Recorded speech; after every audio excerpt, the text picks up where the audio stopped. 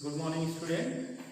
आज हम क्लास 9 के साइंस सब्जेक्ट के चैप्टर 1 हमारे आसपास के पदार्थ हमारे आसपास के पदार्थ के अंतर्गत, जैसे कि हमने उसमें टॉपिक में ये बताया था कि द्रव्य क्या होता है, द्रव्य की परिभाषा दिए थे। उसके बाद उसको कितने रूपों में जो है लिखा जाता है, जैसे द्रव्यमान क्या होता है, आयतन क्या होता है, सारी चीजों को, ऊर्जा क्या होती है, कार्य क्या होता है, कार्य और ऊर्जा में क्या संबंध होते हैं, हम पिछले वीडियो में ये बता चुके हैं। अब इसके बाद पिछले वीडियो में भी हमने पदार्थ की भौतिक अवस्थाओं के बारे में डिस्कस किया था, लेकिन एक बार फिर से इसको हम रिपीट कर दे रहे हैं कि पदार्थ की भौतिक अवस्थाएं, यानी पदार्थ की कितनी भौतिक अवस्थाएं होती हैं या पदार्थों को कितने वर्गों में वर्गीकृत किया गया है। तो पदार्थों को मुख्यतः तीन भागों में वर्गीकृत किया गया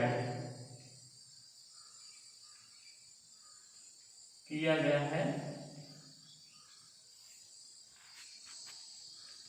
पहला है ठोस अवस्था,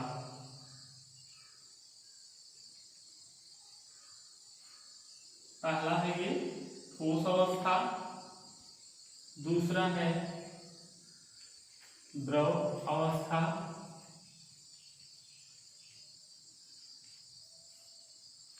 और तीसरा है गैसीय अवस्था। जैसा कि पहले भी हमने इसके बारे में पिछले क्लास में बताया था कि किसी भी पदार्थ की तीन भौतिक अवस्थाएं होती हैं, ठोस, द्रव, गैस। तो हम उन अवस्थाओं के बारे में एग्जाम्पल सहित पढ़ेंगे। जैसे ठोस में क्या होता है, ठोस का आकार और आयतन, वह पदार्थ या वह वस्तु जिसका आकार और आयतन निश्चित होता है, ठोस कहलाता है। जैसे एग्जाम्पल में हमने बताया था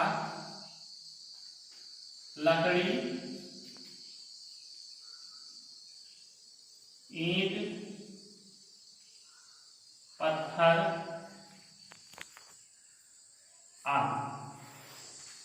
उसके बाद दूसरी अवस्था यानी द्रव अवस्था, जिसमें द्रव अवस्था में कहते हैं कि इसका आयतन निश्चित और आकार अनिश्चित होता है, यानी वह द्रव होता है जिसका आकार अनिश्चित एवं आयतन निश्चित होता है, यानी आयतन निश्चित और आकार अनिश्चित होता है, द्रव कहलाता है, यानी द्रव अवस्था कहलाती है। तो द्रव अवस्था का एग्जाम्पल आप कह सकते हैं दूध, पानी, अल्कोहल आदि। यानी कि द्रव का तो आयतन निश्चित होता है, लेकिन आकार इसका अनिश्चित होता है, यानी निश्चित नहीं होता है। तो इसके एग्जाम्पल है दूध, पानी, अल्कोहल आदि। अब इसके बाद तीसरी अवस्था है पदार्थ की गैसीय अवस्था। गैसीय अवस्था यानी ऐसी अवस्था जिसमें पदार्थ का ना तो आकार निश्चित होता है और ना ही आयतन, यानी आकार और वह पदार्थ जिसके आकार और आयतन दोनों अनिश्चित हो, गैसीय या गैस अवस्था कहलाती है। जैसे कार्बन डाइऑक्साइड, ऑक्सीजन, वायु आदि, ये जो है गैसीय अवस्था के अंतर्गत आते हैं। इनका ना तो आकार निश्चित होता है और ना ही आयतन। अब इसके बाद नेक्स्ट टॉपिक है हमारा पदार्थ का अवस्था परिवर्तन। किसी भी वस्तु को ताप या दाब के कारण जब उसके अवस्था में कोई भी परिवर्तन होता है, यानी ठोस अवस्था से द्रव में परिवर्तन हो जाना, या द्रव से ठोस में परिवर्तन हो जाना, या ठोस से गैस में परिवर्तित हो जाना, अवस्था यानी पदार्थ की अवस्था परिवर्तन कहलाता है। जैसे अवस्था परिवर्तन में आप कह सकते हैं कि एक अवस्था से दूसरे अवस्था में कैसे परिवर्तन होता है। हम इसको एक ग्राफ द्वारा, एक डायग्राम द्वारा यहाँ पर दर्शाए हैं कि जैसे हम एक एग्जाम्पल लेते हैं जिसको तीनों अवस्थाओं में, यानी पदार्थ के तीनों यानी भौतिक अवस्थाओं को उसमें जो है दर्शाया जा सके, तो सबसे बेटर एग्जाम्पल होता है जल।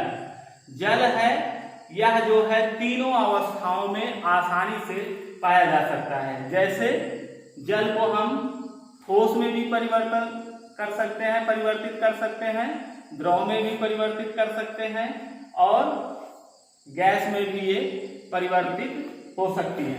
तो इसमें सबसे पहले हम देखेंगे, एक डायग्राम बनाएंगे कि ठोस, द्रव और गैस। देखिए जल को ही लेंगे एग्जाम्पल के रूप में। जल यानी इसको हम, जल से क्या होता है, जब इसका फ्रीजिंग हो जाता है तो ठोस, और जब इसको हम गला देते हैं यानी गलन की स्थिति में होता है तो ये द्रव, और जब द्रव जो है, द्रव के बाद क्या होता है कि अगर जब ये द्रव जो है गलने के बाद, यानी अगर इसका वाष्पन होने लगता है तो यह सीधा सीधा जब वाष्पित हो जाता है तो ये गैस में परिवर्तित हो जाता है। तो ये तीनों अवस्थाएं जो है जल की। अब ये जल एक ऐसा एग्जाम्पल है जो ठोस, द्रव और गैस तीनों अवस्थाओं में पाया जाता है। अब हम आपको यहाँ पे इस डायग्राम में बताएंगे कि कैसे परिवर्तन होता है। अब एज ए एग्जाम्पल आप देखेंगे कि ये गैस है, ये ठोस है और ये द्रव है। तो यहाँ पर हम देखेंगे जब गैस का संघनन होता है यानी कंडेंसेशन होता है तो गैस जो है द्रव में परिवर्तित हो जाती है, और जब द्रव का वाष्पन होता है, जैसा कि मैंने पहले बताया कि द्रव का जब वाष्पन होता है तो द्रव गैस में कन्वर्ट हो जाती है यानी परिवर्तित हो जाती है। अब हम गैस का देखेंगे, अगर गैस का दृढ़ीकरण हो जाता है यानी उसको फ्रीजिंग कर दी जाती है, यानी उसको अगर दृढ़ कर दिया जाए तो ये ठोस अवस्था में परिवर्तित हो जाती है। और इसी